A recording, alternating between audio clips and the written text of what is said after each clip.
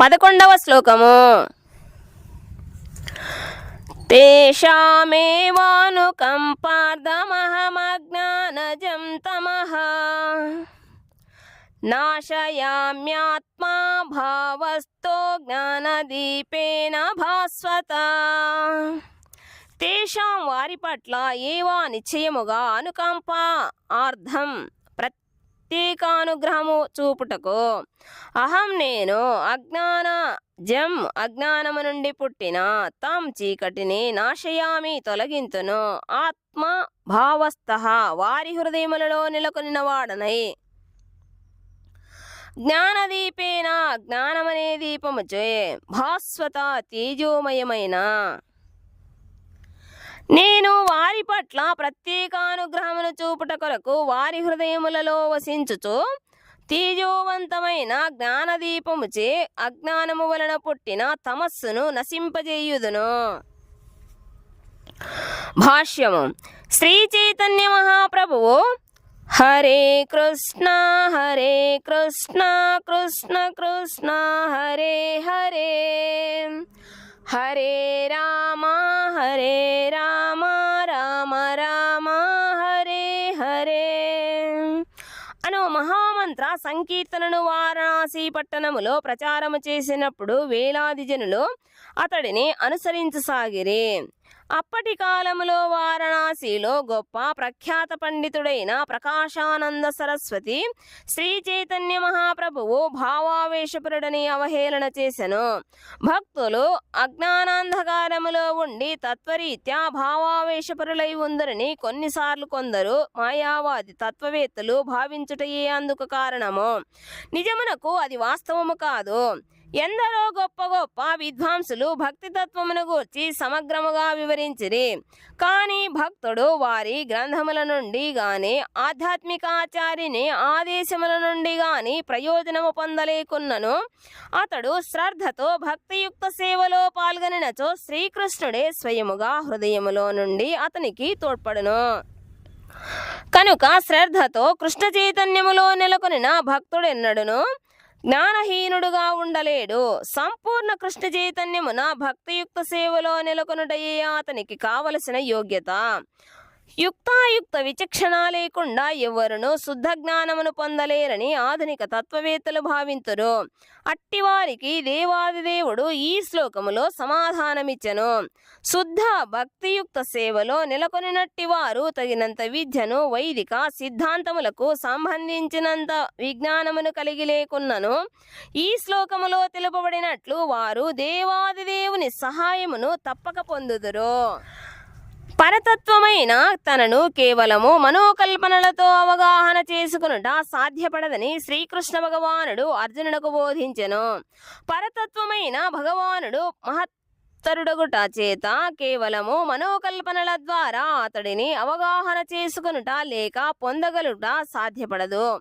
మానవుడు భక్తుడు కాకుండా పరతత్వము పట్ల అనురాగము లేకుండా కోట్లాది సంవత్సరాలు ఊహాగానాలను చేసినను పరతత్వమును శ్రీకృష్ణుని ఎరుగలేడు. కేవలము భక్తియుక్త సేవ ద్వారానే పరతత్వమైన శ్రీకృష్ణుడు ప్రీతి చెంది ఊహాతీతమైన తన అంతరంగిక శక్తితో శుద్ధ భక్తుని హృదయములో తనను స్వయముగా ప్రకటించుకోగలడు. శుద్ధ భక్తుడు తన హృదయములో శ్రీకృష్ణుని ఎల్లప్పుడూ నిలుపుకొని ఉండును. సూర్యసముడైన శ్రీకృష్ణుని అట్టి ఉనికి చేత ఒక్కసారిగా భక్తుని హృదయములోని అజ్ఞానాంధకారము పటాపంచలైపోవును. అదే శ్రీకృష్ణుడు తన శుద్ధ భక్తుల పట్ల చూపు ప్రత్యేక కృప. కోట్లాది జన్మలలో భౌతిక సంపర్క మాలిన్యముచే జీవుని హృదయము ఎల్లప్పుడూ భౌతికత్వమనే ధూళితో కప్పబడును. కానీ మానవుడు భక్తియుక్త సేవలో నెలకొని నిత్యము హరే కృష్ణ మహామంత్రమును జపించినచో వెంటనే ఆ హృదయ మాలిన్యము తొలగి అతడు శుద్ధ జ్ఞాన స్థితికి ఉద్ధరించబడును. పరమ లక్ష్యమైన విష్ణువు కేవలము హరినామ సంకీర్తన మరియు భక్తియుక్త సేవ ద్వారా మాత్రమే లభించును. ఊహాగానాలతో లేక హేతువాదముతో కాదు. శుద్ధ భక్తులకు ఎన్నడను జీవితావసరములకు సంబంధించిన చింత మరియు ఆందోళనలను కలిగి ఉండనవసరము లేదు. ఎందుకనగా భక్తుడు తన హృదయములోని అజ్ఞానాంధకారమును తొలగించుకునినంతనే ప్రేమతో కూడిన భక్తియుక్త సేవ ద్వారా సంతృప్తుడైన దేవాదిదేవుడు అతనికి సహజముగానే సర్వమును సమకూర్చును. ఇదే భగవద్గీత ఉపదేశ సారము. కనుక భగవద్గీత అధ్యయనము ద్వారా మానవుడు దేవాదిదేవునకు సంపూర్ణ ఆత్మ సమర్పణతో అతని శుద్ధ భక్తియుక్త సేవలో నెలకొనగలడు. భగవంతుడే అతని రక్షణాభారమును స్వీకరించినప్పుడు అతడు అన్ని రకముల భౌతిక యత్నముల నుండి పూర్తిగా విముక్తుడగును. 12-13 శ్లోకములు. అర్జున ఉవాచ పరం బ్రహ్మ పరం ధామ పవిత్రం పరమం భవాన్ పురుషం శాశ్వతం దివ్యమాదిదేవమజం విభుం ఆహుస్త్వాం ఋషయః సర్వే దేవర్షిర్నారదస్తథా అసితో దేవలో వ్యాసః స్వయం చైవాబ్రవీషి మే. అర్జున ఉవాచ అర్జునుడు పలికెను. పరం పరమ, బ్రహ్మ సత్యము, పరం పరమైన, ధామ ఆశ్రయము, పవిత్రం పవిత్రుడవు, పరమం పరమమైన, భవాన్ నీవు, పురుషం పురుషుడవని, శాశ్వతం శాశ్వతుడవు, దివ్యం దివ్యుడవని, ఆదిదేవుడవు, అజం పుట్టుకలేనివాడవు, విభుం ఘనుడవు, ఆహో చెప్పుదురు త్వాం నిన్ను గూర్చి ఋషయ ఋషులు, సర్వే అందరూ, దేవర్షి దేవర్షి అయిన నారద నారదుడు, తదా అట్లే అసితుడు, దేవలః దేవలుడు, వ్యాసః వ్యాసుడు, స్వయం స్వయముగా నీవు, చ కూడా, ఏవా నిశ్చయముగా, బ్రవీషి నీవు చెప్పుచున్నావు, మే నాకు. అర్జునుడు పలికెను. నీవు దేవాదిదేవుడవు, పరంధాముడవు, పరమ పవిత్రుడవు, పరతత్వమువు, శాశ్వతుడవు, దివ్యుడవు, ఆదిపురుషుడవు, అజుడవు, విభుడవు, నారదుడు, అసితుడు, దేవలుడు, వ్యాసుడు వంటి మహర్షులందరూ నిన్ను గూర్చిన ఈ సత్యమునే ధృవపరిచిరి. ఇప్పుడు నీవు స్వయముగా దీనిని నాకు ప్రకటిస్తుంటివి. భాష్యము. ఈ 2 శ్లోకములలో పరమపురుషుడు ఆధునిక తత్వవేత్తలకు ఒక అవకాశమును అందిస్తుండెను. భగవానుడు జీవాత్మకు భిన్నుడని ఇక్కడ స్పష్టమగుటయే అందుకు కారణము.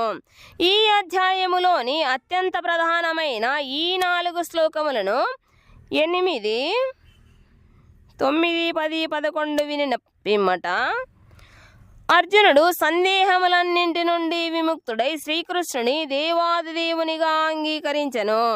కనుక వెంటనే అతడు నీవే పరబ్రహ్మమువు, దేవాదిదేవుడవు అని ధైర్యముగా ప్రకటించెను. సమస్తము తన నుండే ఉద్భవించినదని మరియు దేవ మనుష్యాది జీవులందరూ తనపైననే ఆధారపడి ఉండిరని శ్రీకృష్ణుడు ఇదివరకే తెలిపి ఉండెను. కానీ అజ్ఞానము చేత మానవులు మరియు దేవతలు తామే పరతత్వమని, తాము దేవాదిదేవునికి అధీనులము కామని భావింతురు. కానీ అట్టి అజ్ఞానము భక్తియుక్త సేవ ద్వారా మాత్రమే పూర్తిగా తొలగునని శ్రీకృష్ణ భగవానుని చేత గడిచిన శ్లోకములో ఇదివరకే వివరించబడినది. ఇప్పుడు భగవంతుని కృపచే అర్జునుడు వేద నిర్దేశములను అనుసరించి అతనిని పరతత్వముగా అంగీకరిస్తుండెను.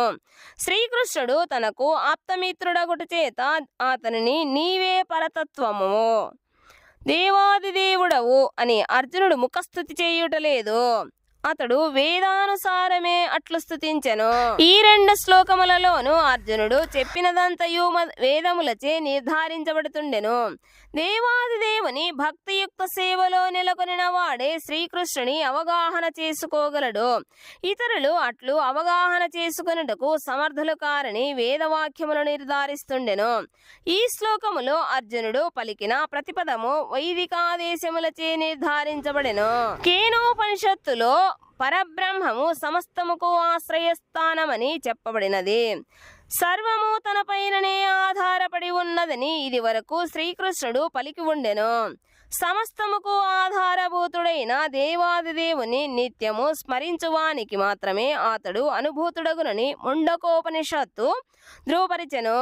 అట్లు శ్రీకృష్ణునికి సంబంధించిన నిరంతర స్మరణ నవవిధ భక్తియుక్త సేవా విధానములలో ఒకటి. స్మరణము. శ్రీకృష్ణ భగవానుని భక్తియుక్త సేవ ద్వారానే మానవుడు తన సహజ స్థితిని ఎరిగి భౌతిక దేహము నుండి విడివడగలడు. వేదములలో పరమపురుషుడు పవిత్రులలో పరమ పవిత్రునిగా అంగీకరించబడెను. శ్రీకృష్ణుడు పవిత్రులలో పరమ పవిత్రుడని అవగాహన చేసుకొనిన వాడు సమస్త పాపకార్యముల నుండి పవిత్రుడు కాగలడు. దేవాదిదేవునికి శరణు వేడనిదే ఎవ్వడును పాపకర్మల నుండి విడివడలేరు. శ్రీకృష్ణుడు పరమ పవిత్రుడని అర్జునుడు అంగీకరించుట వేద నిర్దేశములకు చక్కగా సరిపోవును.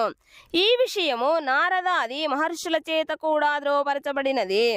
శ్రీకృష్ణుడు దేవాదిదేవుడు. మానవుడు నిరంతరము అతడినే ధ్యానిస్తూ అతనితో ఆధ్యాత్మిక సంబంధమును అనుభవించవలెను. అతడు పరబ్రహ్మము. భగవానుడు జనన మరణములకు దేహ మార్పులకు అతీతుడు. ఈ విషయమును అర్జునుడే కాకుండా అన్ని వైదిక గ్రంథములు పురాణములు చరిత్రలు కూడా నిర్ధారిస్తుండెను. వైదిక సాహిత్య గ్రంథములన్నింటిలో శ్రీకృష్ణుడు ఈ విధముగానే వర్ణించబడెను. భగవానుడే స్వయముగా 4వ అధ్యాయములో నేను పుట్టుకలేని వాడనైనప్పటికీ ధర్మ సంస్థాపనార్థము ఈ భూమిపై అవతరించుదును అని తెలిపెను. అతడే దేవాదిదేవుడు. సర్వ కారణములకు కారణమగుట చేత అతనికి మరే ఇతర కారణము లేదు. సమస్తము అతని నుండే ఉద్భవించును. ఇట్టి దివ్య జ్ఞానము దేవాదిదేవుని కృపచేతనే ప్రాప్తించును. ఇక్కడ అర్జునుడు శ్రీకృష్ణుని కృపచేతనే తన భావములను వ్యక్తపరచగలిగెను. భగవద్గీతను మనము అవగాహన చేసుకోదలిచినచో ఈ 2 శ్లోకములలో చెప్పబడిన విషయములను యథావిధిగా అంగీకరించి తీరవలెను. దీనినే పరంపరా విధానము అనగా గురు శిష్య పరంపరను అంగీకరించుట అందురు. ఈ పరంపరను అంగీకరించనిదే ఎవ్వరును భగవద్గీతను అవగాహన చేసుకొనలేరు. ఇది సాధారణ లౌకిక విద్యచే సాధ్యపడదు.